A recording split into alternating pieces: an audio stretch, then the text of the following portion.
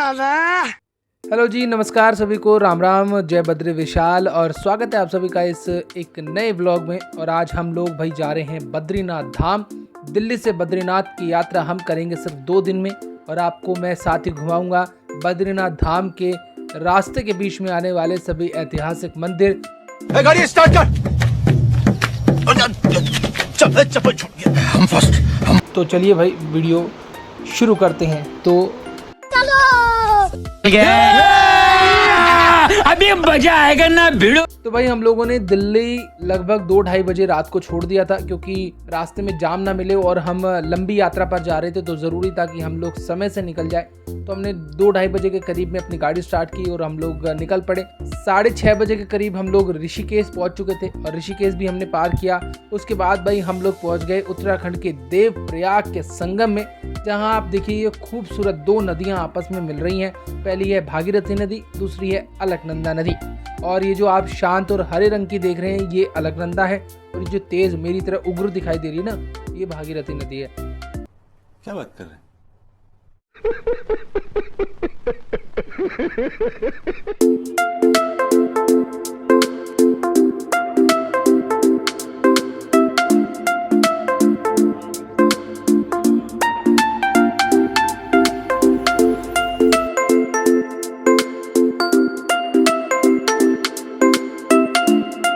भाई इसके बाद हमारी सवारी अब पहुंच चुकी है धारा देवी मंदिर। ये पौड़ी जिले में पड़ता है।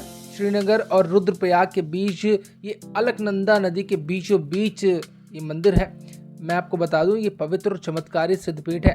माना जाता है कि माँ धारा देवी 4 धाम और पूरे उत्तराखंड की रक्षक देवी हैं। अच्छा, ये देखिए, ये है नदी और वो है मंदिर सामने। ठीक है भाई, इसको आपको ये सामने जो पुल बना रखा है इसको पार करके अंदर दर्शन करने के लिए जाना है और नीचे आपको उतरना पड़ेगा। उसके बाद ही कल्याण होगा।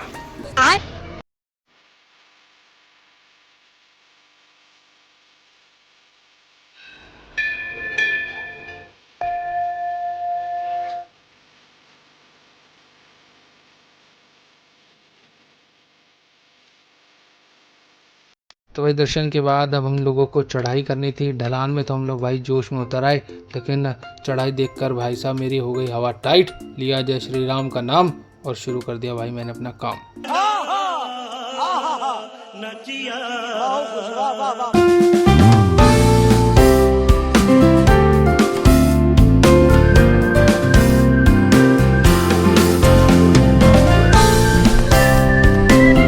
हम लोग पहुंचे नरसिंह देव जी के मंदिर, जो चमोली जिले के जोशीमठ में है। इस मंदिर को मैं आपको बताऊं, ये भगवान विष्णु के 4थे अवतार भगवान नरसिंह देव जी का मंदिर है।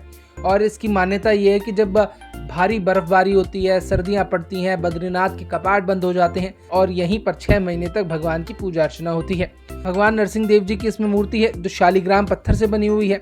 और कहते हैं कि बाई जो कलाई है ना भगवान की लेफ्ट वाली, वो धीरे धीरे पतली होती जा रही है और जिस दिन ये कलाई पूरी तरीके से पतली हो जाएगी, टूट कर गिर जाएगी, उस दिन बद्रीनाथ की तरफ जो जाने वाला रास्ता है वो पूरी तरीके से बंद हो जाएगा और भगवान बद्रीनाथ एक नए रूप में आएंगे और भविष्य बद्री जिसे कहा जा रहा है वहां पर इनकी पूजा होगी।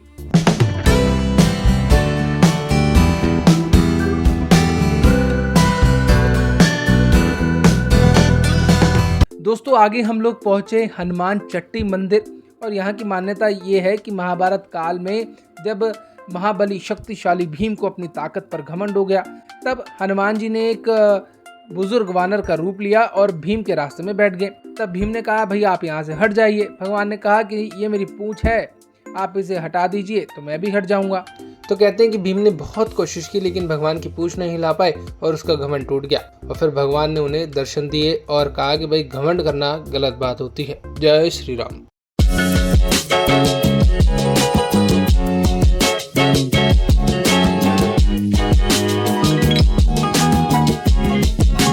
कर लिए भाई दर्शन। अब बद्रीनाथ जाने की तैयारी हो गई है और डायरेक्टली अब बद्रीनाथ रुकने वाले अपने गाड़ी के पास आ गए। तो भाई सब जगह रुकते हुए, खाते हुए, पीते हुए, मौज लेते हुए आखिरकार हम लोग शाम को 7 बजे के करीब पहुंच गए बद्रीनाथ। अब भाई यहाँ पर बाज़ार से गुजरते हुए हम लोग पहुँचे अपनी धर्मशाला हमारे साथ के लोगों ने वहाँ बुक किया हुआ था रूम, क्योंकि मैं पहली बार गया था और मैं जिनके साथ गया था उन लोगों ने वो सब व्यवस्था की हुई थी। तो भाई मैं आपको बताऊं, हम लोग गीता भवन में रुके थे। वहाँ के मैं नंबर्स आपको नीचे भेज दूँगा, आप लोग वहाँ से अपने जब भी आप जाओ आप लोग वहाँ से बुक कर सकते हो। और सबसे अच्छी बात बताऊँ आपको, ये जो धर्मशाला है वो बिल्कुल मंदिर के पास है और वहाँ से खिड़की से आप देखोगे ना, मंदिर ऐसे दिखाई देता है जो अभी आपको स्क्रीन पर दिखाई दे रहा है। नीचे अलकनंदा बहती हुई और सामने भगवान भद्र विशाल का ये सुंदर महल। क्या बात है सर, क्या बात है सर, क्या बात, ये बात है। उस दिन तो हम लोगों ने सिर्फ डिनर किया और हम लोग सो गए। बद्रीनाथ भगवान के मंदिर में काफ़ी भीड़ थी, तो हमने सोचा भाई सुबह सुबह दर्शन करते हैं। दोस्तों मैं आपको बता दूं, अगर आप बद्रीनाथ धाम जा रहे हैं दर्शन करने हैं तो भैया सुबह सुबह उठिए। और सुबह सुबह 4 बजे हम लोग उठे। हम लोगों ने वहाँ तप्त कुंड में नहाए। कुंड है, उसका रहस्य ये है कि चाहे कितनी भी ठंड पड़ जाए, सबकी कुकड़ी बंध जाए भाई, बंदे जम जाएं, लेकिन इस कुंड का जो पानी है वो हमेशा 45 से 55 डिग्री के बीच में गर्म रहता है। अब इसका क्या रहस्य है वो आप अपना दिमाग लगा लीजिए। साइंटिफिक रीज़न लगाना है, धार्मिक रीज़न लगाना है, वो आपकी इच्छा है। हम तो मानेंगे कि बाबा की कृपा है और लगाई हमने डुबकी, बोल जय बाबा की। दोस्तों फिर हम लोगों ने भगवान बद्रीनाथ के दर्शन किए। 7 साढ़े 7 बजे तक हम आराम से फ्री हो चुके थे।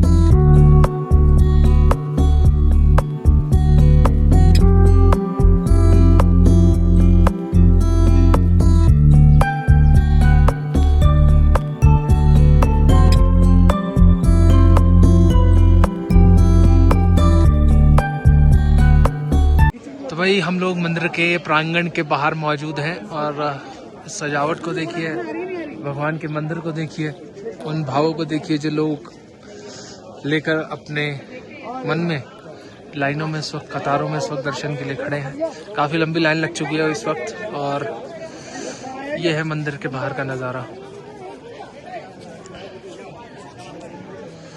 तो गाइस ऊपर है बर्फ।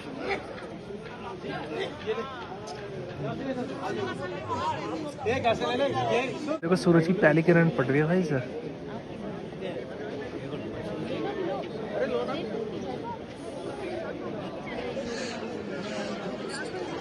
तो भैया हमने दर्शन करने के बाद भगवान के, अब भाई ब्रेकफास्ट करने के बाद माना गांव के लिए कर लिए अपनी सवारी रवाना। और भाई बद्रीनाथ में कैड़ा काम चल रहा है इस टाइम, देखो आप, बैंगर कुछ डेवलप होगा, माने का कुछ बड़ा ही होगा वहाँ पे। तो चलो भाई अब चलते हैं माना गांव की ओर। इस व्लॉग में इतना ही, अगले व्लॉग में आपको दिखाएंगे कि माना गांव आखिरकार क्यों जाना चाहिए और क्या क्या है वहाँ पर खास। नहीं, झूठ बोल रहा है।